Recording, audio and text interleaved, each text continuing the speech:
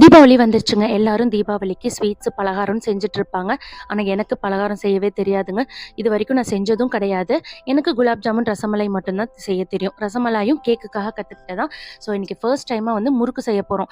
எடுத்ததும் ஹை பட்ஜெட்ல இருக்க நெய் மைசூர் பாக்கு, பாதாம் அல்வா, காஜு கட்லி இந்த மாரி ட்ரை பண்ணாம, சிம்பிளா ஃபர்ஸ்ட் டைமா முறுக்கு தான் வந்து ட்ரை பண்ணியிருந்தேன். அதுவும் மெஷர்மெண்ட்லாம் தப்பா போய் உடைஞ்சிருமேன்ற பயத்துல ரெடிமேடா இருக்க நாக முறுக்கு மாவு தான் வாங்கியிருந்தேன்.